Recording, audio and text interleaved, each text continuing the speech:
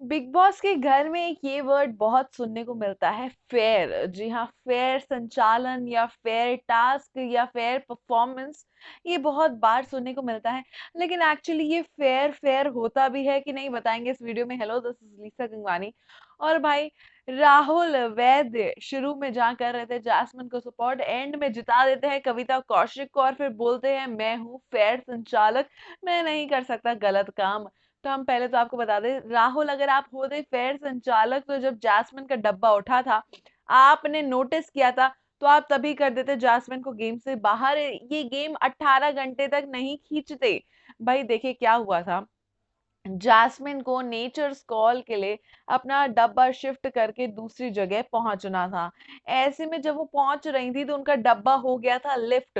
थोड़ा सा भी डब्बा अगर लिफ्ट होता तो उसका मतलब था कि वो कंटेस्टेंट हो जाता गेम से बाहर और डिस्क्वालिफाइड। ऐसे में उस डब्बे को लिफ्ट होते हुए देखा था निकी तंबोली ने। और जब भाई निकी तंबोली ने कोई चीज देखी हो तो आप समझ ही नहीं सकते, मान ही नहीं सकते कि वो बात अंडर एप्स रहेगी।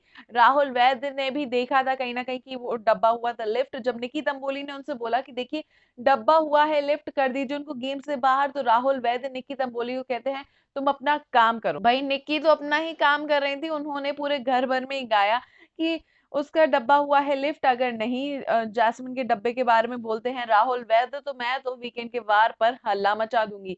ऐसे में राहुल वैद्य डर गए थे या फिर दिमाग बाद में चला, हमको समझ में नहीं आया। रात में भी वो पवित्रा को यही बोलते हुए नजर आए कि अभी तो मेरे हिसाब से कविता है आगे, क्योंकि जास्मिन का डब्बा उठा था। अगर राहुल आपके हिसाब से जास्मिन का डब्बा उठाता तो आपको वही गेम रोक देता था।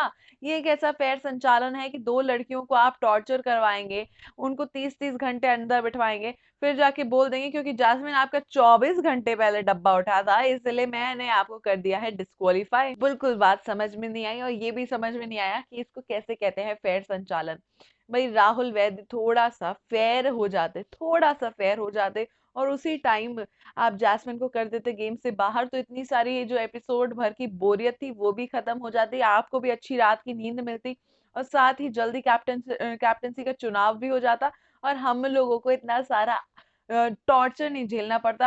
जास्मिन और कविता ने तो झेला ही झेला है। आपका क्या कहना है इस पूरी बात के बारे में, क्योंकि कहीं ना कहीं ये टास्क बहुत ही बोरिंग हो गया था, ऐसा लग रहा था अननेसेसरी खींचा जा रहा है, दोनों लड़कियां अंदर बैठी हुई हैं, ना ही कोई एंटरटेनिंग मोमेंट था, ना ही घर वालों को मजा आ रहा था, ना हमको मजा आ रहा था। तो आपका क्या कहना है भाई इस टास्क के बारे में कि क्या अगर राहुल वैद्य थोड़े से स्मार्ट प्ले करके थोड़ा सा फेयर खेल के वहीं पर संचालक के तौर पे बता देते कि जासमिन हो गई हैं डिस्क्वालीफाई, तो टास्क हो जाता बेहतर? क्या आपका भी यही कहना है? तो लिखकर बता दीजिए मैं कमेंट सेक्शन में। साथ ही मैं चैनल देखते रहिए, क्योंकि ऐसे धमाकेदार मजेदार वीडियोस वहां तक पहुंचाते रहेंगे।